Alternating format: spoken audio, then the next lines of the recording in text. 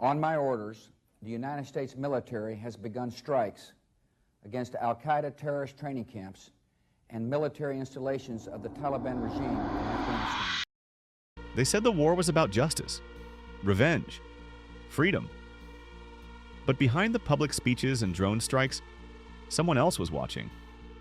Quietly, casually watching their stock portfolio rise.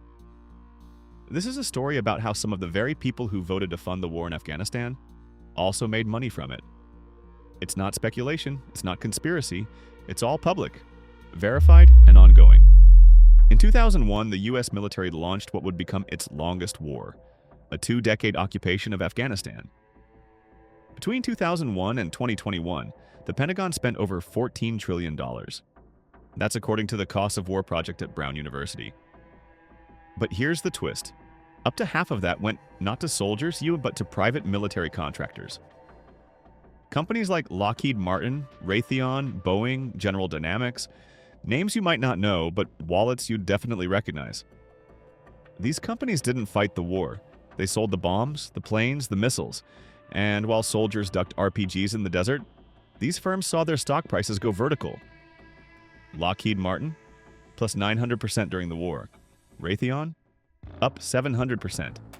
At the same time those contracts were flowing, another group was watching closely, the US Congress. According to insiders' conflicted Congress report and data from Open Secrets, at least 47 members of Congress and their families owned stock in major defense contractors while the war was ongoing. Some even sat on the very committees that approved the war budgets.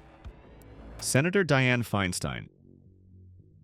Feinstein's husband, Richard Blum, held massive stakes in URS Corp and Perini Corp, both contractors tied to Iraq and Afghan reconstruction deals. Feinstein herself sat on the subcommittee that funded those very contracts. The outcome? Her husband's portfolio ballooned, with defense-related holdings reaching an estimated $1 billion.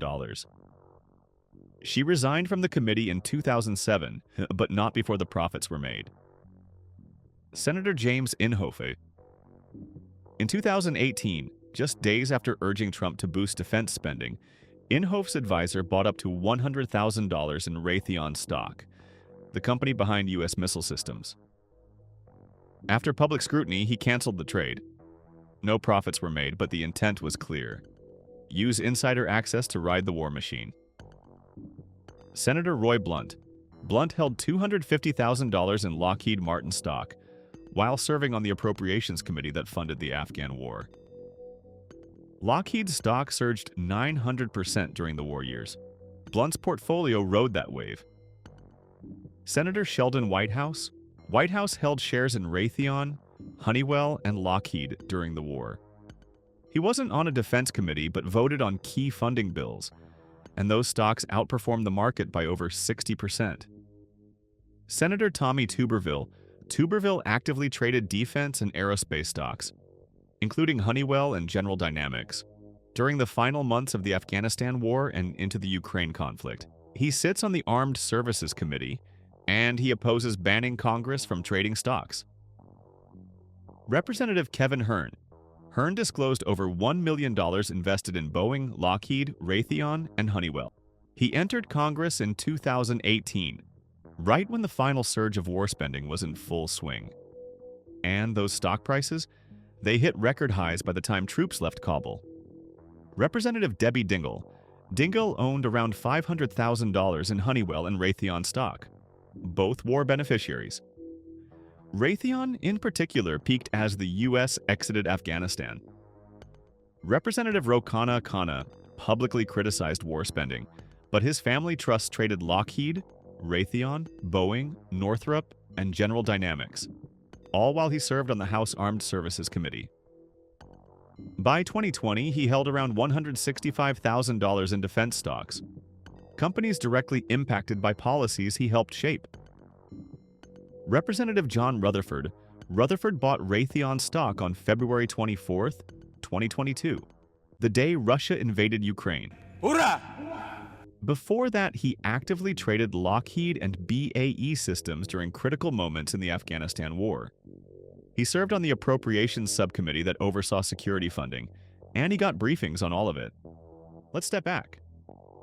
you start to notice a pattern, one that looks like this. A war starts. Private companies get the contracts. Politicians buy the stocks. Budgets are passed. Stocks rise. No one goes to jail. This isn't about left or right. This is about power. And what happens when the people making decisions have a stake in the outcome? While portfolios climbed, bodies fell. Over 170,000 people died in Afghanistan. Millions were displaced. A generation of Afghan children grew up in rubble.